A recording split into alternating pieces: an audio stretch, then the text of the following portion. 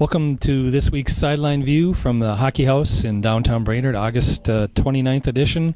Our guest today is Central Lakes College head football coach Greg Medick. And Greg, maybe just talk about, start off with here when you started practice and this kind of how things are going, and then we'll get to the openers coming up on Saturday.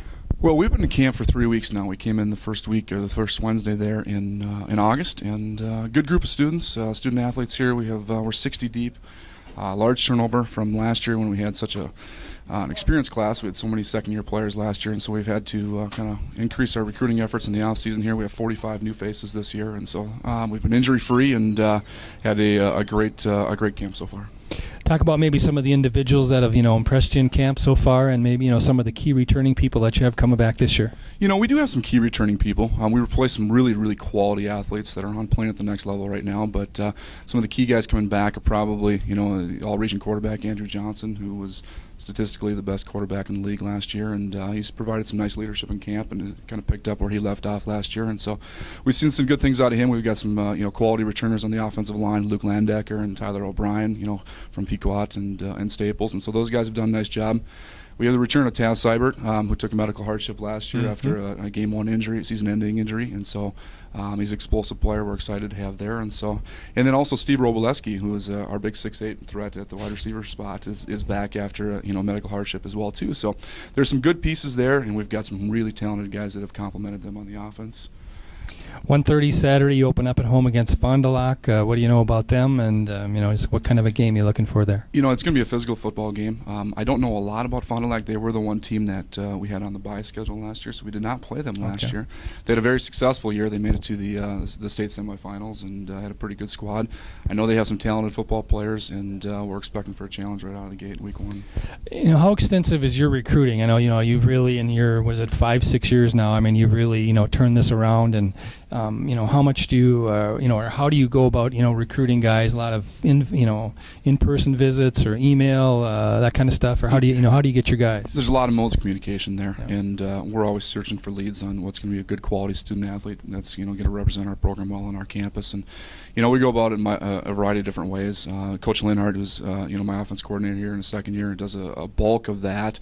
He's got a lot of great connections here in high school Minnesota football, and together we're probably teaming up to either visit or contact a couple hundred high schools and get a chance to try to get leads on good quality gentlemen that are going to be the right fit for our program.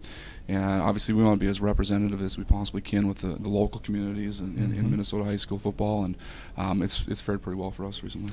MCAC, what are some of the other teams you think are going to be the top teams besides CLC, obviously? Besides CLC, we're still divided into 2 5-team divisions that will change next year with the addition of 2 North Dakota schools. But right now we're in the Southern Division which is traditionally a very strong division. We've had some good games with Rochester and Ridgewater, both in the division with us, and along with Minnesota State over in Fergus Falls and Minnesota West down in Worthington. I expect the Southern Division to be very strong again. In the North, I really think that Fond du Lac is going to be a team to contend with. They were on the upswing last year, and I think they've got some returning pieces and good recruiting class, and they'll be a challenge. Masabi Range has always got a quality group of athletes in there, and a couple programs are seeing some new faces up north with Vermilion and Itasca with new coaches, but we'll see. It's always, there's a lot of turnover in the league, and you never really know what you're going to get this early in the season. Yeah, you mentioned 2 new schools coming in. Who are they going to be, and then how are they going to align those? We're having discussions right now about the alignment. There might be some different alignment procedures and scheduling. The schools coming in will be North Dakota College of Science in Wahpeton, and then Dakota State Botno, and that's going to be a long trip for most of us. But we voted to bring those 2 in to kind of expand our conference and strengthen the conference a little bit, and we'll see how that's going to play out in 2014. Interesting how that's going to go. Yeah, like you say, that is going to be some road trips. Maybe talk about personally a little bit. Your roles have changed a little bit. Like you said, you're starting to teach some more classes. I noticed now you're not going to coach softball, I don't think, this spring. So how's everything changing for you there? There's always transition, in every department at the college level, and you get good people moving in and moving out and moving on to new opportunities. And for me, my role is very defined, I think, as the head football coach, and hopefully for a long time, here in this program. But also, changing into more of an educator educator, and I'll be teaching in the classroom. I've gone nearly full-time in the College and Career Studies department, and taking on and embracing that role, something I really, really enjoy doing. And it really kind of complements the curriculum that we're putting together with football as well too, and they're a good blend. Well, anything else new football-wise for this fall? You know, we're very fortunate to have some continuity in our staff, and having Neil Linhart back as our offense coordinator is really going to be helpful, and you should see some great things out of our offense this year, especially with really key returning threats, and I'm excited for the work that he's been able to, put into the terms of recruiting and building our program alongside.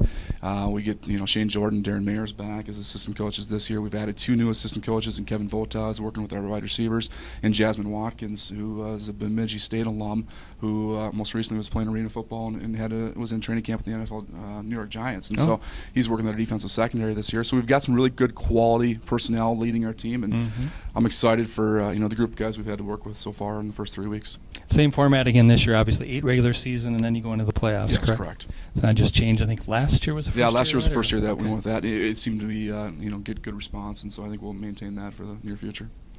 All right, we want to thank Greg for stopping by here this week, and again, check out their season opener here, 1:30 Saturday against Fond du Lac at Findorf Field in Brainerd. And thanks for joining us this week, and hope to see you again. And thanks again, Greg, for stopping by. Hey, thanks, Mike.